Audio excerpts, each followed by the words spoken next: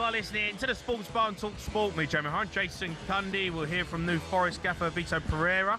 He was on field at the City Ground earlier today. But me and Jammer on last night's Sports Bar caused a bit of a storm on social media. We're talking about some of the greatest centre-backs of the Premier League era. We're debating whether Virgil van Dijk is better than John Terry. Gone absolutely everywhere. If you have been living under a rock for the last 24 hours, here's a bit of it and what we're talking about. You know, we talk about Van Dijk. Oh, he's the greatest centre-half ever. And you look back and go, hold on a minute. And John Terry, and Nemanja Vidic and Rio Ferdinand. Like, people forget Vincent Kompany. You know, and everyone talks about Van Dijk being the greatest centre-half ever. But I think he is. I think he's, if you out of all those you named, look at the age of Van Dijk now. Okay. What? Look at the age of Van Dijk. What, you think he's better than all of them? He's, what is it? Is he 34? At 34, Rio was playing at Queen's Park Rangers. So how can you disrespect Van Dijk like that? He's still playing at the top of his game. Are you genuinely sitting here and saying that Van Dijk's better than John Terry? Are you genuinely saying that? You're saying he's better than John Terry, he's better than Rio Ferdinand? This wasn't even a discussion I thought we was going to have, but I can't believe you even said that. If you said, do you want John Terry or Virgil van Dijk, I'm having Virgil van Dijk all day. Are you joking? Are you joking? Do you know what? You're having a laugh. I mean, that conversation come out of nowhere. We continued it as well. We got all the stats. We got all the facts. We put it out. It's gone everywhere today. It's unbelievable what social media can do, and fair play to everyone, because it's an opinion, right? Everyone's entitled to their opinion. You're a massive fan of John Terry, obviously, because you're a Chelsea fan. But you've also had your arguments about Van Dijk. Yeah. Look, the thing is, when you get into these debates, we have these conversations, no one is saying Van Dijk is a terrible footballer. No. Those words don't leave anyone's lips. No. Okay?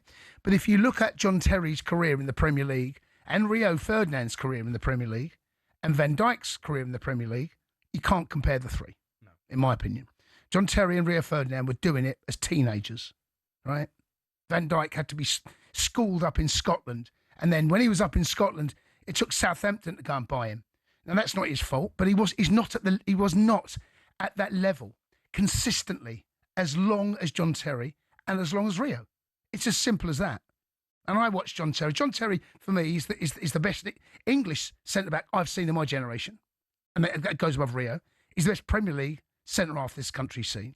And I think you're right, we forget. And it's so easy. Everything is so, because there's social media and we watch clips and videos, it's almost like John Terry existed 15, 20 years ago. No, he didn't. And we're not talking that long ago. We've got to go back to watch John Terry, the most successful captain, by the way, in the Premier League history. He won the most Premier Leagues as a captain, more than Roy Keane, right, at one club. And no one's saying Rio's a bad player. No one's saying that. But when I look at Rio at times and I see some of the goals, Van Dijk, and John, Van Dijk, I do think that John Terry is head and shoulders above him. Genuinely, head and shoulders. It's not even it's not a conversation. It's quite an open and shut conversation for me. John Terry's the best English centre-back this country's produced in my No debate. No debate. Not because there's been a hell of a debate today. Well, the debate is there's no debate. That's where you start the debate. But I remember watching John Terry, right? And John Terry, you know, he was not the perfect centre-half because he was never the quickest. But I've got to tell you, I can't remember too many times I've seen him get outstripped for pace. Don't remember taking one and players doing him. Yeah. And it was slightly different back then. The way that Chelsea defended, the way that the team was structured, the way football was. I think the football back then was more entertaining. I think there were better standard. I think the standard generally in the last 3 or 4 years is not what it was. I've had this conversation with you about the Mavericks, about the players, a little bit like what we're talking about Saka, right? About with Saka being asked to do a job which takes away his flair. Yeah. So he's asked to do a defensive job. Yeah. So therefore, he is more of a team player. Yeah. Right?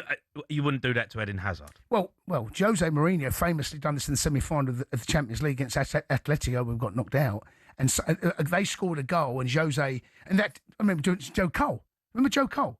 Wouldn't get back and defend. And Jose Mourinho, I think Joe Cole might even won player of the match or scored a goal. Jose's presser was about Joe Cole not doing a defensive part of his job. So you still need to do it even back then. Yeah. But I felt there were more Joe Coles, Chelsea Robin Duffs, Duff, Robin, Hazards, Spurs. You see the Bales of this world, Modric. I don't know where we see those players. It feels like the game is structured in such a different way. But going back to the centre back debate, it's slightly offensive. It's offensive. It's offensive. Really? I find it. I find it offensive. You think Jammer was offensive? I find Jammer offensive. That he's saying that Van Dijk is better than John Terry. No, come on. Have we all taken? I don't know, not stupid pills. Have we all taken forgetful pills about how good he was? How as a leader, right? Mate, there weren't many better leaders in the Premier League history than him. You can put Roy Keane up there with JT.